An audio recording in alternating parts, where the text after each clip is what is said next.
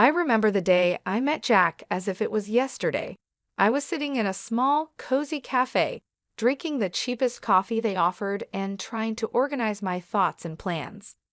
Then he walked in, like something out of a movie, though there were no dramatic lights or music, just the sound of the bell over the door and the scent of old coffee mixed with his aftershave. "Is this seat taken?" he asked, pointing to the chair opposite me with a charming smile. "Looks free to me," I replied, trying to act cool and not show how surprised I was by his sudden arrival. We started chatting, and it felt like we were made for each other. He liked all the same things I did, from binge-watching the same cheesy TV shows to debating the best pizza topping, and yes, it's pineapple, fight me on it. Soon, we were dating seriously, not just hanging out now and then. It was like I'd known him all my life. Before long, we were even talking about marriage. That's when the trouble started. His parents, let me tell you, were tough to deal with. The first time I met them, it felt like walking into a lion's den wearing a steak. They had a way of smiling while sizing you up, deciding if you were good enough or not. "So you're the girl Jack can't stop talking about," his mom said, her tone anything but friendly. "Guilty as charged," I replied, trying not to let her get to me. They quickly made it clear they wanted us to sign a prenuptial agreement. Now, I'm not after anyone's money, but I didn't like how they approached it. "I'll sign your prenup," I told them, "but on one condition. If one of us cheats, the cheater has to pay up $200,000. Jack looked as if I'd hit him with a fish. "Babe, I'd never cheat on you," he said, looking serious. "Yeah, well, my ex said the same thing before I caught him cheating," I said. "So it was this deal or nothing." He agreed, and so did his parents, although they looked pretty sour about it. We thought that was the end of that issue, but we were wrong. One evening, we were snuggled up on our old creaky couch. We kept saying we'd replace it, but never did because it was our special spot. The TV was on, but we weren't really watching. We were too excited, planning a trip to Switzerland we knew we couldn't really afford, but were determined to make happen. "Think about it, Jack. The food, the wine, the art. We have to go," I said, my eyes lit up with excitement. Jack laughed and hugged me closer. "Linda, you had me at food, but let's be real. Our bank account is more suited for camping in the backyard than a romantic trip to Lausanne." I nudged him playfully. "So we'll save. We'll cut back on things we don't need, like your video games." He pretended to be shocked. "Not the video games. Take my shirts, my shoes, even my beloved coffee maker, but leave the games alone." We laughed together. That was typical for us, dreaming big but staying realistic about our simple life. And we were happy. Our joy wasn't just in big adventures. It was in the little things too, like how Jack would make breakfast on Saturdays.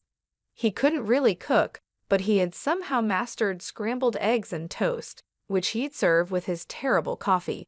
I loved those mornings. "Hey, I'm thinking scrambled eggs today. What do you think?" he'd ask, already heading to the kitchen. "Only if you promise not to burn the toast this time." I'd shout back, adding, "And I'm making the coffee." One day, while we were washing dishes together, a simple task that felt special because we did it together, Jack brought up a topic we had been avoiding. "Linda, we need to talk about, starting a family," he said, breaking the comfortable silence. I paused, holding a plate. "I know, it's just scary, isn't it? What if we can't?" Jack turned to me, drying his hands on a towel. "Then we'll handle it together, but we won't know until we try, right? How hard can it be?" I laughed, feeling a mix of nerves and love. Famous last words, babe. But that's how we were. No matter what came our way, we faced it together. Even when his mom started hinting about wanting grandchildren every chance she got, we managed. "Linda, darling, when are you going to give me some grandbabies? You're not getting any younger, she'd say. Her tone was sweet, but her words were sharp. I just bite my tongue, smile, and say, "We're working on it, aren't we, Jack?" And he'd jump in, "Yeah, Mom, Give it a rest, will you? These things take time. But as the year went on, the pressure increased. It wasn't just from his mom, but from within us too. We wanted a family, but it wasn't happening as easily as we hoped. Since Sophia found her new hobby of making my life difficult, our home felt like a battleground, her sharp words the main weapon. It all came to a head one Sunday lunch, a day meant to be relaxed and peaceful. Sophia, with her usual timing, dropped by uninvited just as we were about to sit down. The air tensed the moment she walked in, her eyes scanning the room as if she was about to conduct a military inspection. "Well, isn't this quaint?" she started, her voice dripping with sarcasm as she looked at the simple meal I prepared. "You really outed yourself, Linda. I can see you've been busy in the kitchen all morning." Her eyes met mine briefly, a smirk on her lips. Trying to keep the peace, I forced a smile. "It's nothing fancy, Sophia, just something simple and quick. Please have a seat." As we sat down, she began her usual tirade. "You know, Linda," Sophia said, her voice loaded with condescension, "I was talking to Mrs. Charlotte the other day, and she mentioned how her grandson was just born. It got me thinking, when are you and Jack going to give me some good news? You're not getting any younger." I felt my cheeks burn with a mix of embarrassment and anger. I glanced at Jack, hoping for some support, but he seemed suddenly very interested in his plate. "Mom, come on," Jack finally muttered, but it was half-hearted, and we all knew it. Sophia continued, relentless. "I don't mean to be harsh, but you're not a charity. You work hard for your money. Why waste it on Linda if she can't do her basic duties as a wife? Hiring a cleaning service and a cook would be much more efficient, don't you think?" That's when I couldn't hold back any longer. "Sophia, I am trying my best here. It's not like I don't want to have kids. And as for the house and my cooking, I didn't realize marriage was a service contract." Sophia scoffed. "Well, it's not a free ride either. You have responsibilities, Linda, which you're clearly not fulfilling." The room was thick with tension, and I could feel tears starting to form. But what hurt the most wasn't Sophia's words, it was Jack's silence. He finally spoke up, but it wasn't to defend me. "Yeah, Mom has a point. Maybe we should consider getting some help around here. It would make things easier for you too."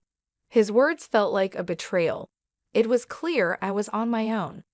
Over the next few days, Sophia's visits became more frequent, and with each visit, her criticism got sharper.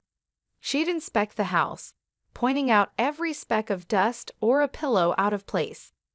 "You call this clean?" She'd scoff.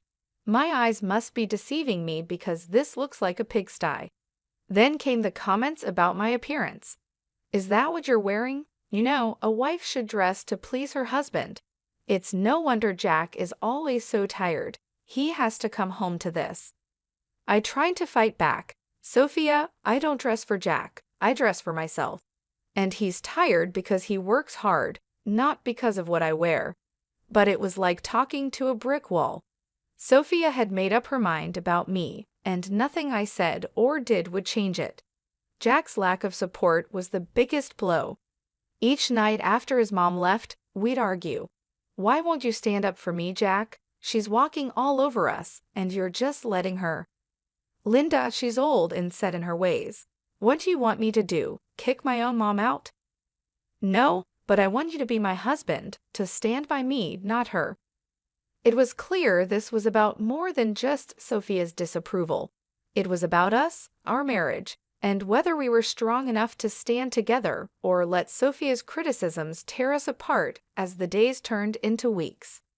I realized this wasn't just a temporary issue, it was a full-on attack, and if we didn't act soon, there might not be anything left to save.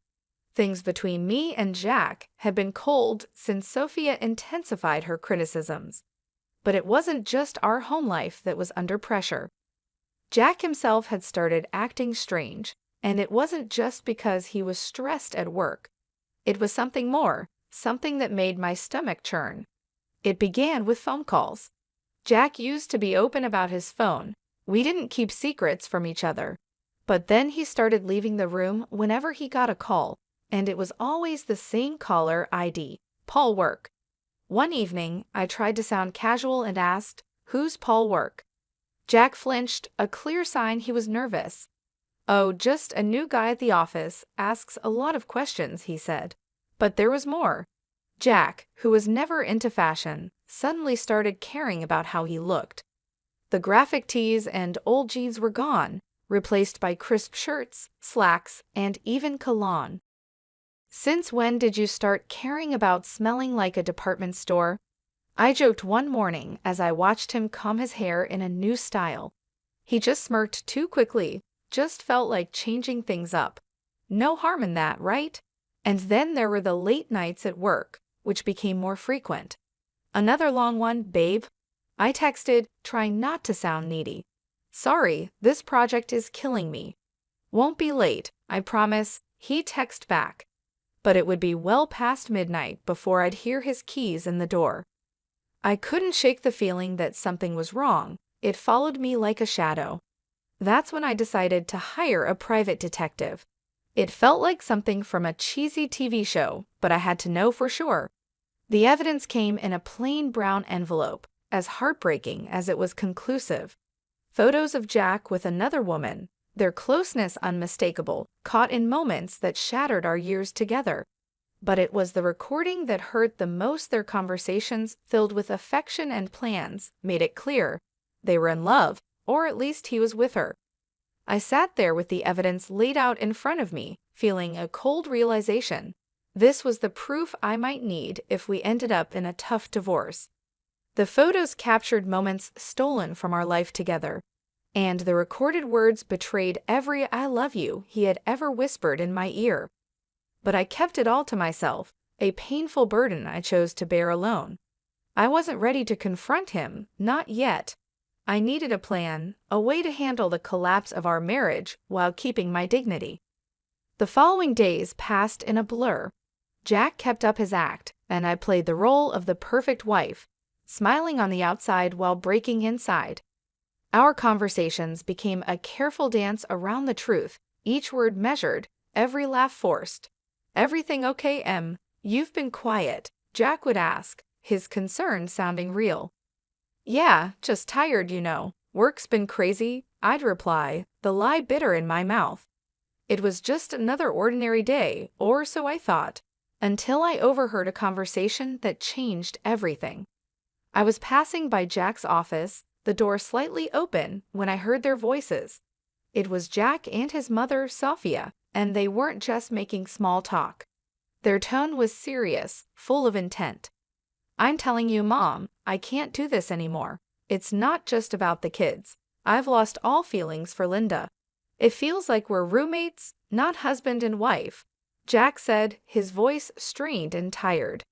Sophia's response was sharp. "Of course you feel that way. She hasn't given you a child. And what else has she really brought to this marriage?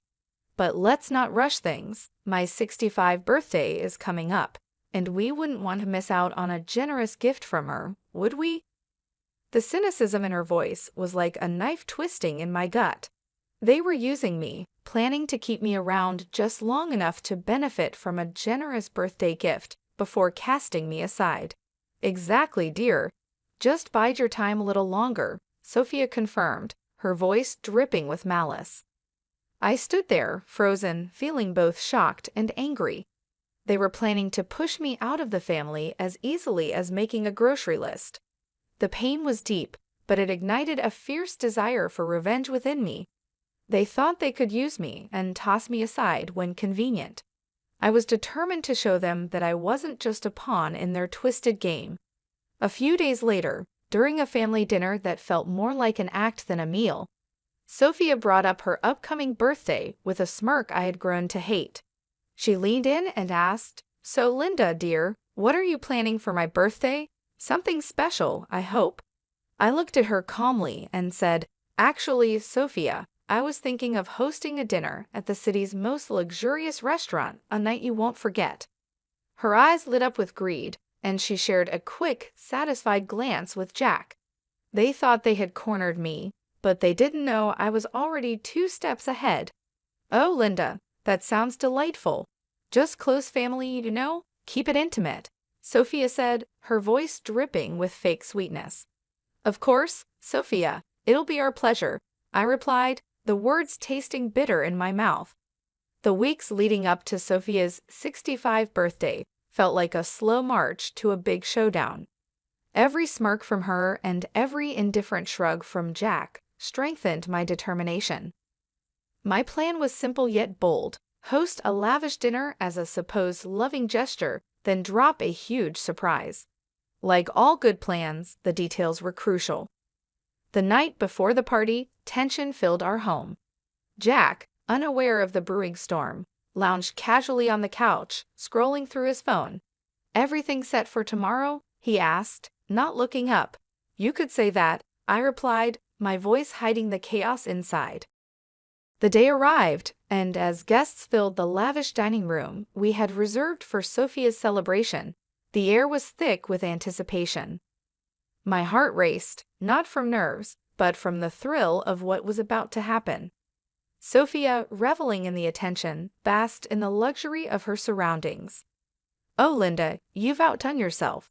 This place is exquisite," she exclaimed loudly enough for nearby tables to hear. As we all settled in, the meal went on with the kind of strange cheer typical of such family events. Laughs were shared, stories exchanged. Then, as the dessert plates were cleared, the waiter approached with the final act of the evening, the bill. He leaned in discreetly and informed us the dinner cost was $66,000. I handed over my credit card, unnoticed by most. Then Jack, with a forced smirk, decided to announce his decision. "Linda, I think it's time everyone knew. I'm tired of this, of us. I want a divorce." His words hung in the air like a toxic cloud, silencing the room. Before I could fully grasp what he said, Sophia, sharp and unforgiving, chimed in. "Well then, since that's out in the open, I think it's best you leave, Linda. We're celebrating family tonight, and well, you're no longer part of it." The room fell silent, every eye on me, waiting to see my reaction. But I didn't crumble. With a calm I didn't feel, I stood up, nodded, and walked out without a word. The cool night air felt like a slap as I walked home, the finality of everything hitting me in waves. By the time I reached his apartment, I had a plan. I packed my essentials, my numbness turning into cold resolve. This was it, the end of one life and the start of another. As I zipped up my last suitcase, my phone began to buzz. It was relentless, and I initially ignored it. But curiosity won, and Sophia's voice shrieked from the other end. "Linda, the payment didn't go through. You need to fix this now." The irony was sweet. In my preparations, I had blocked the shared account, knowing it would be the first thing Jack would try to use against me. "Oh, Sophia, that's unfortunate. But since I'm no longer part of the family, as you put it, I'm afraid you'll have to sort this out yourself." Her outrage was palpable even through the phone, but it sounded like music to my ears. The chaos that unfolded was a fitting end to the farce my marriage had become. I heard through the grapevine about the restaurant staff demanding payment, Sophia's escalating tantrums, and eventually the police arriving to calm the situation she caused. In the end, it was Jack and his relatives who had to scrape together the money to settle the bill, a poetic justice for the betrayal and humiliation they had put me through. The morning after the dinner felt like waking up after a storm. I had my plan, my resolve, and a set of divorce papers in my hand as I returned to what used to be our shared home for the last time. As soon as I walked through the door, the air was thick with tension, like it could be cut with a knife. Jack and Sophia were there, and they seemed like they had been arguing. Seeing me seemed to unite them in anger. "You've got some nerve showing up here after last night," Jack said, his face a mix of anger and disbelief. Sophia, quick to add her own harsh words, called out, "Ungrateful wretch. You've embarrassed us in front of the whole city." Do you know how humiliating it was to have the police calm me down? People were laughing, filming. I met their fury with a calm I didn't feel. "Embarrassed? You think that's your biggest problem right now?" I tossed the divorce papers on the table, placing the photos of Jack's infidelity on top. You should be more worried about this.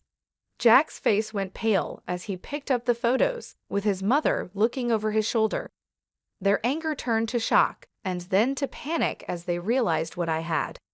And let's not forget the prenup, shall we? I continued, my voice steady. You cheat, you pay $200,000, to be exact. Sophia's face twisted into a snarl. You wouldn't dare. You can't do this to us. Oh, but I can, and I will, I replied, my tone cold and final. Realizing the seriousness of the situation, Jack changed his approach. Please, let's talk about this. We can fix it. I couldn't help but laugh, bitter and hard. Fix it? You think you can just undo everything with a few words? No, Jack, it's done. Sophia, ever the manipulator, tried to soften her approach, her voice full of fake concern. Linda, darling, think about what you're doing. This will ruin us. That ship has sailed, Sophia. You should have thought about that before. Their begging turned to pleading, their words a desperate scramble to salvage what they could, but my mind was made up. I was done being the victim, done with their lies and manipulations. In the end, Jack had no choice but to borrow the money from his parents to pay me. As I left that house for the last time, check in hand, I felt a weight lift off my shoulders. After everything that had happened, I was finally free. I used the money from Jack to make a down payment on a small but cozy place of my own. It's amazing how much peace you can find in a home that's all yours, where every corner feels like a safe haven from the chaos of the past. Life is quieter now, and I prefer it that way. I've got a job that keeps me busy, friendly neighbors who nod and smile, and a little garden that's all mine to take care of.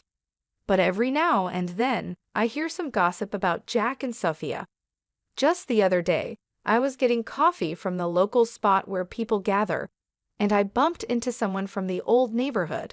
After some small talk, they leaned in, lowered their voice, and said, "Hey, have you heard the latest drama with your ex and his mom?" Their eyes were shining with excitement. I raised an eyebrow, curious yet detached. Can't say that I have, do tell. They seemed to enjoy sharing the news. It seems Sophia isn't too happy with Jack's new girlfriend.